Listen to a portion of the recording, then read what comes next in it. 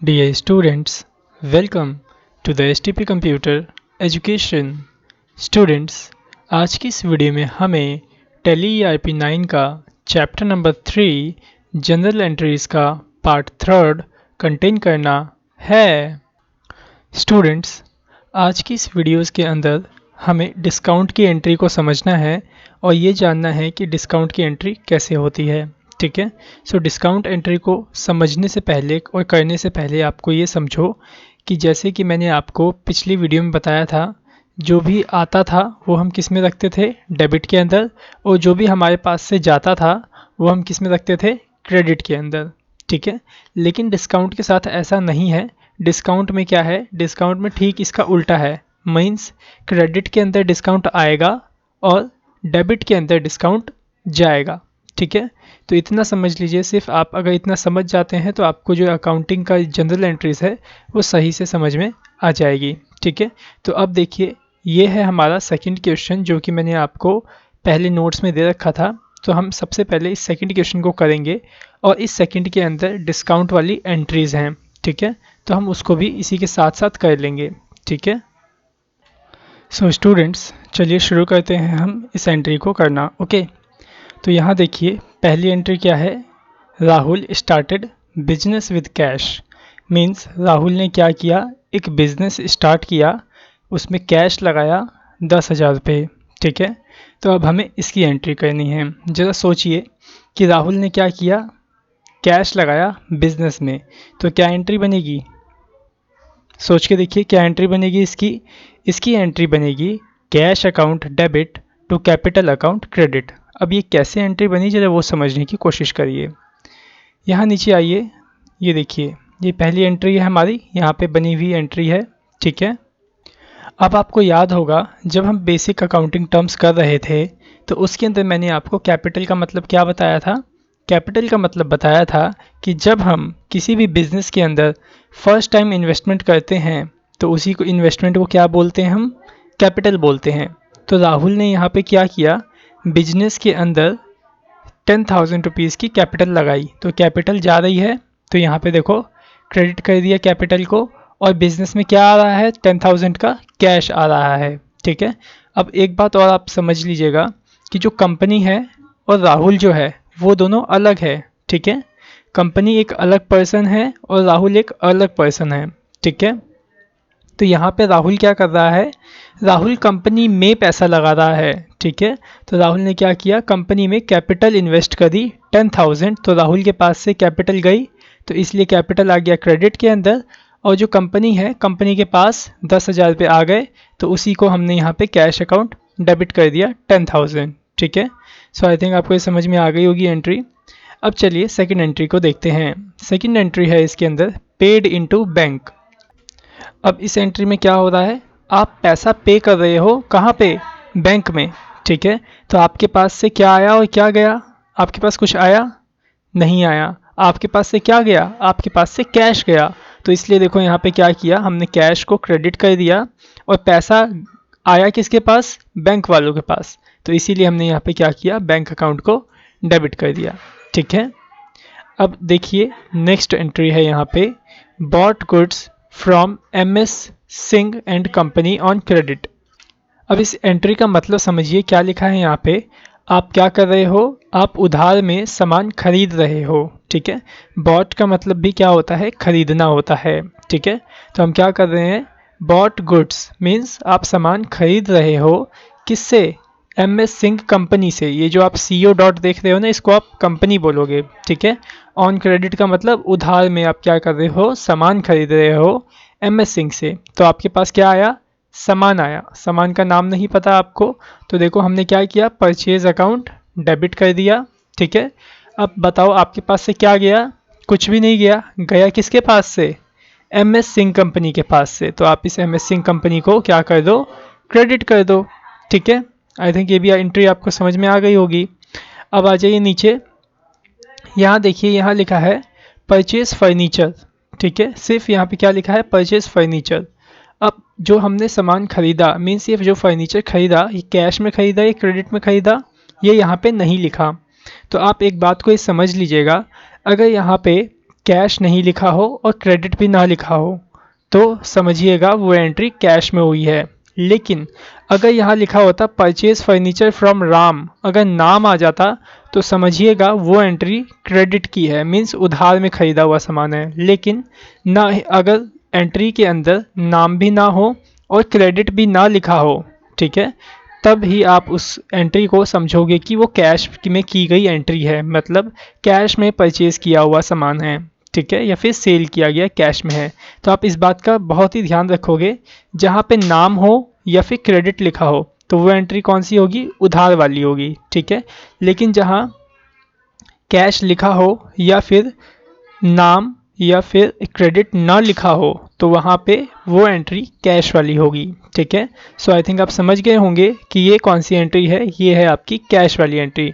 इसीलिए देखो हमने यहाँ पे क्या बनाया है, यहाँ पे लिखा है परचेज फर्नीचर, मीन्स इसका मतलब ये है कि हमने क्या किया, फर्नीचर को परचेज किया, तो फर्नीचर तो हमारे पास आ गया, तो इसीलिए हमने क्या किया, फर्नीचर अकाउंट को डेबिट कर दिया और हमारे पास से क्या गया, कैश गया, तो मैंने यहाँ पे टू कैश अकाउंट क्रेडिट कर दिया, ठीक है। अब देखिए नीचे वाली एंट्री सेम टू सेम वही एंट्री है जैसे फर्नीचर वाली थी। यहाँ क्या लिखा है, परचेज एडिंग मशीन। अब ये भी कौन सी एंट्री हुई आपकी, कैश में, ठीक है। तो आप क्या कर रहे हो, परचेज कर रहे हो एडिंग मशीन को, तो एडिंग मशीन आपके पास आई तो आपने एडिंग मशीन को कर दिया डेबिट 800 से, और आपके पास से क्या गया, कैश गया, तो आपने क्या लिखा है नीचे, टू कैश अकाउंट क्रेडिट, ठीक है, क्योंकि आपको पता है जो आता है वो कहाँ आता है, डेबिट में, और जो जाता है आपके पास से वो कहाँ आता है, क्रेडिट में आता है, ठीक है। सो आई थिंक ये एंट्री भी आप समझ गए होंगे। आ जाइए नीचे, यहाँ पे नेक्स्ट एंट्री में क्या लिखा है, परचेज टाइपराइटर, तो ये भी कौन सी एंट्री हुई, कैश एंट्री हुई। तो यहाँ पे देखो हमने क्या किया, typewriter account debit to cash account credit, ठीक है। नेक्स्ट एंट्री है यहाँ पे पेड फॉर पोस्टेज, ठीक है, मीन्स आपने क्या किया, पोस्टेज स्टैंप खरीदी जो 15 रुपीज़ की आती है, चिट्ठियों पे जो लगाई जाती है, ठीक है। तो आपने क्या किया, आपने पोस्टेज परचेज किया और उसके बदले में आपने पैसे पे किए। अब यहाँ पे देखो कहीं भी नहीं लिखा कि कैश में है या फिर क्रेडिट में है या फिर किसी का नाम भी नहीं लिखा, तो ये एंट्री किस में जाएगी, कैश वाली एंट्री है, ठीक है। तो इसीलिए हमने क्या किया, हमने पोस्टेज यहाँ रिसीव किया डेबिट में और कैश को पे कर दिया क्रेडिट में, ठीक है। अब आ जाइए नेक्स्ट एंट्री में थोड़ा, ये एंट्री कहती है सोल्ड गुड फॉर कैश। इसका मतलब समझिए, एंट्री का मतलब क्या होगा, सोल्ड मतलब बेचना, गुड्स मतलब सामान, फॉर मतलब के लिए, कैश में, ठीक है। मतलब आपने क्या किया, सामान बेचा कैश में, ठीक है। जब आप अपना, जैसे आप समझो आपके पास जो मोबाइल है, अगर आप उसे बेचोगे तो आपके पास क्या आएगा, कैश आएगा। तो हमने क्या किया, यहाँ पे कैश को डेबिट कर दिया और यहाँ पे सेल्स अकाउंट क्रेडिट कर दिया। सेल्स क्यों लिखा है यहाँ पे, क्योंकि यहाँ पे देखो सामान का नाम नहीं था। अगर यहाँ पे लिखा होता सोल्ड मोबाइल फॉर कैश तो यहाँ पे सेल्स की जगह क्या आ जाता, मोबाइल आ जाता, ठीक है। चलिए अब नेक्स्ट एंट्री देखते हैं। यहाँ क्या लिखा है, sold goods on credit to MS Sharda company. Means यहाँ पे आप क्या कर रहे हो, सामान बेच रहे हो, किसमें, उधार में। देखो यहाँ पे क्रेडिट भी लिखा है और नाम भी लिखा है, तो साफ से ये पता चलता है कि ये जो आपकी एंट्री है कैश नहीं है, ये उधार वाली एंट्री है, ठीक है। तो आप इसे कैसे करोगे, आप जो देखो, आपने सामान बेचा किसको, MS शारदा को, उसने पैसे दिए आपको, नहीं दिए, क्यों, क्योंकि ये जो एंट्री हो रही है वो किस में है, उधार में एंट्री हो रही है, मीन्स आपने उधार में सामान बेचा है, ठीक है। तो आपके पास से क्या गया, सामान गया, मीन्स तो आप क्या डालोगे क्रेडिट के अंदर, टू सेल्स, क्योंकि हमें सामान का नाम नहीं पता है, ठीक है। और सामान आ किसके पास रहा है, MS शारदा के पास, तो इसीलिए आप क्या करो, यहाँ पे MS शारदा कंपनी को डेबिट कर दो, क्योंकि आपके पास तो कुछ नहीं आ रहा। तो जब आपके पास कुछ ना आए तो आप दूसरे को देखो, मीन्स जो दूसरा है उसके अंदर पार्ट, इस एंट्री के अंदर कैरेक्टर, आप उसको देखो कि उसके पास तो कुछ नहीं आ रहा, अगर उसके पास आ रहा है तो आप उसको डेबिट कर दो, ठीक है। उम्मीद करता हूँ कि सारी एंट्री अभी आपको समझ में आ गई होंगी। अब जरा ध्यान देने वाली बात यह है कि यहाँ पे आ गई है अब ये डिस्काउंट वाली एंट्री, ठीक है। अब जरा आप इसको समझने की कोशिश करिएगा। यहाँ देखो लिखा है paid to MS Singh company, ठीक है। यहाँ पे हम क्या कर रहे हैं, MS सिंह कंपनी को पैसे पेमेंट कर रहे हैं 1950 की, मीन्स 1950 रुपये की, ठीक है। लेकिन किस बात की पेमेंट है, ज़रा वो देखिए, जरा हम ऊपर आते हैं ना यहाँ पे थोड़ा ऊपर, तो यहाँ देखना हमने इनसे 2000 रुपये का सामान खरीदा था। ये देखो सी वाली जो एंट्री है इसमें क्या लिखा है, bought goods from MS Singh company on credit. मतलब यहाँ पे क्या हुआ, हमने सामान खरीदा किससे, MS सिंह से, ठीक है, उधार में। तो देखो हमने यहाँ पे एंट्री डाल दी थी, purchase account debit to MS Singh account credit. अब हमें क्या करना है, इसी 2000 रुपये को इस MS सिंह को हम अब पे कर रहे हैं। लेकिन जरा नीचे देखो थोड़ा सा, तो यहाँ देखो यहाँ पे क्या हो रहा है, हम यहाँ पे कितना पेमेंट कर रहे हैं MS सिंह को, 1950 रुपये। लेकिन ट्रांजैक्शन कितने की हुई थी, 2000 की ट्रांजैक्शन हुई थी। लेकिन हम दे कितना रहे हैं यहाँ पे, 1950। और 50 रुपये कहाँ गए, देखो नेक्स्ट एंट्री में लिखा है ना, discount allowed by them, means MS Singh ने हमें डिस्काउंट अलाउ किया है 50 रुपये का, ठीक है। तो अब ये एंट्री जो दोनों एंट्री है ये कैसे होगी, जो वो देखिए। मैंने अभी आपको बताया था कि जब आपको डिस्काउंट मिलता है तो हम उस डिस्काउंट को क्या करेंगे, क्रेडिट करेंगे, ठीक है। और जब आप डिस्काउंट अलाउ करोगे, जब आप दोगे किसी को डिस्काउंट, तब उस डिस्काउंट को आप क्या करोगे, डेबिट करोगे, ठीक है। मीन्स जब आपके पास से डिस्काउंट जाएगा तो वो डेबिट होगा, और जब डिस्काउंट आएगा तो वो क्रेडिट होगा। मीन्स डिस्काउंट के रिस्पेक्ट में जो रूल हमने अभी सीखा था, debit what comes in, credit what goes out, ये इसे आप उल्टा कर दो, ठीक है, तो आप समझ जाओगे। अभी देखो सिंपल से पहले ये वाली एंट्री समझो कि आपको क्या करना है, MS सिंह को पेमेंट करनी है कैश में, क्योंकि यहाँ पे कहीं नहीं लिखा क्रेडिट में या बैंक में है, तो आप सिंपल से कैश में आपको पेमेंट करनी है, ठीक है। पेमेंट किसके पास जाएगी, MS सिंह कंपनी के पास, ठीक है। तो देखो डेबिट में कर दो MS Singh company account debit, और यहाँ पे देखो मैंने डेबिट अमाउंट कितना डाला है, 2000। क्यों, क्योंकि हमें देना कितना था MS सिंह को, 2000 रुपये, ठीक है। तो आप यहाँ पे ऐसे पहले 2000 डाल दो, ठीक है। उसके बाद आपने दिया कितना उसे डाल दो, टू कैश अकाउंट क्रेडिट 1950। मतलब आपने क्या किया, आपने पैसे पे किए, तो आपने क्या किया, कैश अकाउंट क्रेडिट कर लिया, कितने रुपये, 1950, ठीक है। और अभी मैंने आपको बताया था जब आपको डिस्काउंट मिले तो आप उसे क्या करोगे, क्रेडिट करोगे। तो उसी के नीचे आप डाल दो to discount received credit 50 rupees, ठीक है, क्रेडिट अमाउंट में। बस आपको ये देखना है कि जो डेबिट अमाउंट हो और क्रेडिट अमाउंट हो दोनों मैच करना चाहिए। जैसे 2000 यहाँ पे है तो इन दोनों को प्लस करने के बाद यहाँ पे भी आपका 2000 आ जाए, ठीक है। अगर ये एंट्री नहीं समझ में आई है तो दोबारा से एक बार इस वीडियो को थोड़ा सा बैक करके आप देखिए, आपको ये एंट्री सही से समझ में आ जाएगी, ठीक है। बाकी आइए नीचे एक और एंट्री हम देखते हैं ऐसी ही, ठीक है। तो यहाँ देखो यहाँ पे एंट्री अभी क्या, sold goods on credit to MS Ray company. यहाँ पे आप क्या कर रहे हो, MS रे कंपनी को सामान बेच रहे हो उधार में। तो यहाँ पे एंट्री कैसे होगी, जब आपने सामान बेचा तो आपके पास से क्या गया, सामान गया, तो जो गया पहले उसको डाल दो टू सेल्स अकाउंट क्रेडिट। क्योंकि सेल्स इसलिए डाल दिए यहाँ पे हमने क्योंकि हमें सामान का नाम नहीं पता था, इसलिए हमने सेल्स डाल दिया, और सेल्स हमारे पास से गई थी तो इसीलिए हमने क्या किया, सेल्स को क्रेडिट कर दिया, ठीक है। अब आपके पास कुछ आया जब आपने सामान बेचा उधार में, तो नहीं आया। किसके पास सामान आया, MS रे कंपनी के पास, तो आप MS रे कंपनी को डेबिट कर दो, ठीक है। सो आई थिंक आपको ये एंट्री भी समझ में आ गई होगी। अब जरा देखो नीचे दूसरे तरीके की डिस्काउंट एंट्री, क्या लिखा है यहाँ पे, receive cheque from MS Sharda company 975 rupees, ठीक है। और इसी के नीचे एक सेटलमेंट का लिखा हुआ है, क्या लिखा है, in full settlement of amount due from them. इसका मतलब ये है कि जितना अमाउंट हमें देना था और जितना अमाउंट मैंने दिया है, इसी अमाउंट को मैच वगैरह करके आप सेटलमेंट कर दो, ठीक है। तो अब ये कैसे होगा, चलो वो समझने की कोशिश करिएगा। पहले आपको जानना होगा कि यहाँ पे लिखा है ना, receive cheque from MS Sharda, मतलब आपको क्या हो रहा है, MS शारदा से एक चेक रिसीव हो रहा है 975 रुपीज़ का। तो इसका मतलब क्या हुआ कि आपने MS शारदा को कुछ सामान बेचा होगा उधार में, ठीक है। तो ज़रा ऊपर चलते हैं और देखते हैं कहीं हमने MS शारदा को कोई सामान बेचा है उधार में। तो ये देखो यहाँ पे आई वाली एंट्री देखो, क्या लिखा है यहाँ पे, sold goods on credit to MS Sharda company. तो यहाँ पे देखो क्या हो रखा है, हमने कितने का सामान बेचा है MS शारदा को, 1000 का, ठीक है। लेकिन यहाँ पे देखो जो हमने एंट्री कर रखी है 2-2000 की, ये अमाउंट गलत हो गया है, आप इसे सही कर लोगे, ठीक है। लेकिन यहाँ पे हम कितने का सामान बेच रहे हैं, 1000 रुपये का सामान बेच रहे हैं। और एम एस शारदा ने हमें कितने का चेक दिया, 975 रुपीज़ का चेक दिया है, आई थिंक सो। ये देखिए, ये रहा, ठीक है। तो यहाँ पे क्या लिखा है, receive cheque from M S Sharda company 975 rupees. मतलब एम एस शारदा को देने चाहिए थे कितने, 1000 रुपये, लेकिन उसने दिए कितने हमें, 975 रुपीज़। तो उसके कहने का मतलब ये है कि आप 25 रुपीज़ डिस्काउंट दे दो, ठीक है। तो अब देखो, अब आप क्या कर रहे हो, अब आप एम एस शारदा को डिस्काउंट दे रहे हो। जब आपके पास से डिस्काउंट जाएगा तो वो किस में जाएगा, डेबिट में जाएगा, ठीक है। तो यहाँ देखो, पहले क्या है, रिसीव चेक, तो जो जितना आपने रिसीव किया उसे लिख लो डेबिट में। तो बैंक अकाउंट के माध्यम से आपने डेबिट कर लो 975 रुपीज़।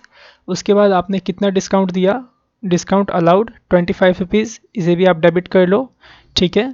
अब ये जो बैंक अकाउंट का पैसा आया वो किसके पास से आया, एम एस शारदा के पास से आया, ठीक है। तो आप इस एम एस शारदा कंपनी को क्रेडिट कर दोगे। क्यों किया हमने क्रेडिट इसको, क्योंकि एम एस शारदा के पास से पैसे जा रहे हैं, ठीक है। तो एम एस शारदा यहाँ पे क्रेडिट हो जाएगी और बैंक अकाउंट और डिस्काउंट अकाउंट हमारा यहाँ पे डेबिट हो जाएगा, ठीक है। तो आई थिंक आपको ये एंट्री समझ में आ गई होगी। अगर किसी इस एंट्री में अगर आपको प्रॉब्लम आए तो आप हमें कॉल करके हमसे ये डिस्कशन कर सकते हैं कि किस तरह से एंट्री सॉल्व हुई, और पूछ सकते हैं अपने डाउट्स को, ठीक है। अब चलते हैं, नीचे की कुछ एंट्रीज रह गई हैं। एन वाली एंट्री देखो क्या लिखा है, पेड फॉर इलेक्ट्रिक चार्जेस। अब यहाँ पे भी देखो, कहीं कैश नहीं लिखा, कहीं क्रेडिट नहीं लिखा। तो सिंपल सी बात है कि ये एंट्री जो है किस में जाएगी, कैश में जाएगी। तो देखो यहाँ पे मैंने लिख दिया electric charges account debit to cash account credit. अब इलेक्ट्रिक चार्जेस डेबिट क्यों आया, क्योंकि आपने इलेक्ट्रिसिटी चार्जेस जब पे किए तो आपको इलेक्ट्रिसिटी मिली, तो इसीलिए हमने यहाँ पे क्या किया है, इलेक्ट्रिसिटी अकाउंट को डेबिट कर दिया है, ओके। चलिए अब नेक्स्ट यहाँ पे है पेड फॉर सैलरी। मीन्स आपने क्या किया, सैलरी दी, ठीक है। आपके पास से क्या गया, कैश में सैलरी गया, ठीक है। तो यहाँ पे आएगा salary account debit to cash account credit. अब ऐसा क्यों हुआ, जरा वो देखिए, सैलरी अकाउंट डेबिट क्यों हुआ, क्योंकि सैलरी किसी न किसी के पास से आ रही होगी, ठीक है।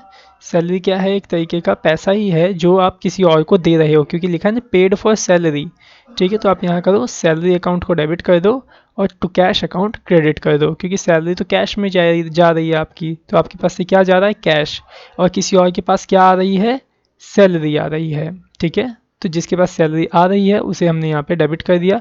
अब देखो, जिसके पास सैलरी जा रही है उसका नाम भी तो नहीं है ना हमारे पास, इसीलिए हमने यहाँ पे सैलरी अकाउंट को ही डेबिट कर दिया है, ठीक है। अगली एंट्री है यहाँ पे पेड रेंट बाय चेक। अब यहाँ पे क्या कर रहे हो, आप रेंट दे रहे हो चेक के माध्यम से, ठीक है।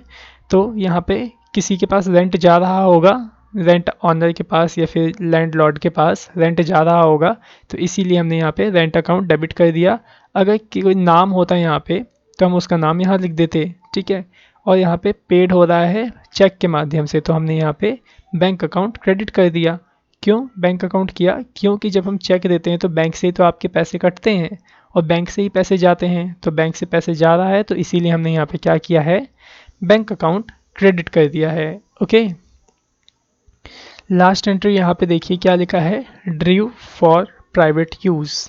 मीन्स ड्रू का मतलब होता है निकालना, विड्रॉ करना, ठीक है, पैसे निकालना। अब ये एंट्री क्या कह रही है, मैंने पैसे निकाले प्राइवेट यूज़ के लिए, ठीक है। तो आपको याद होगा जब हम बेसिक अकाउंटिंग टर्म्स पढ़ रहे थे तो उसमें एक हमने टर्म पढ़ी थी जिसका नाम था ड्राइंग्स। तो ड्राइंग्स का मतलब क्या होता था, जब आप अपने बिजनेस में से पर्सनल खर्चे के लिए पैसे निकालते हैं तो उसी को क्या बोलते हैं, ड्राइंग्स कहते हैं, ठीक है। तो यहाँ पे हम क्या कर रहे हैं, ड्राइंग्स निकाल रहे हैं, ठीक है। तो यहाँ पे हमने क्या किया, drawings account debit to cash account credit. Means हमने क्या किया, कैश ले लिया कंपनी से और ड्राइंग अकाउंट के माध्यम से अपने पास ले लिया, ठीक है। बाकी अगर इसका लॉजिक क्लियर नहीं है तो इसका लॉजिक आपका क्लियर हो जाएगा जब हम टैली के अंदर इसे करेंगे ना, तब आपको इसका लॉजिक जो है क्लियर हो जाएगा, ठीक है। क्योंकि जब आप ड्राइंग से पैसे निकालते हो तो कैपिटल जो होती है आपकी कंपनी की, उसी के अंदर से आप पैसे निकाल रहे होते हो, ठीक है। तो यहाँ पे आपको सिंपल से पैसे आ रहे हैं तो आप क्या करो, यहाँ पे ड्राइंग अकाउंट डेबिट कर दो और कैश अकाउंट क्रेडिट कर दो। अब यहाँ कैश क्रेडिट क्यों हुआ, कैश इसलिए क्रेडिट हुआ क्योंकि कंपनी की तरफ से कैश जा रहा है और आपकी तरफ से ये ड्राइंग्स अकाउंट आपको पैसे दे रहा है। ठीक है, तो कुछ इस तरह से समझो इसको। ओके, सो आई थिंक उम्मीद करता हूँ कि आपको ये सारी एंट्रीज समझ में आ गई होंगी। ठीक है, तो अच्छे से इन सभी एंट्रीज़ की रिवीजन कर लीजिए एक बार अच्छे से, और इसको करके देख लीजिए। और अगर कोई बात ऐसी इसमें जो आपको समझ में ना आई हो तो आप हमें कॉल करके पूछ सकते हैं। ओके।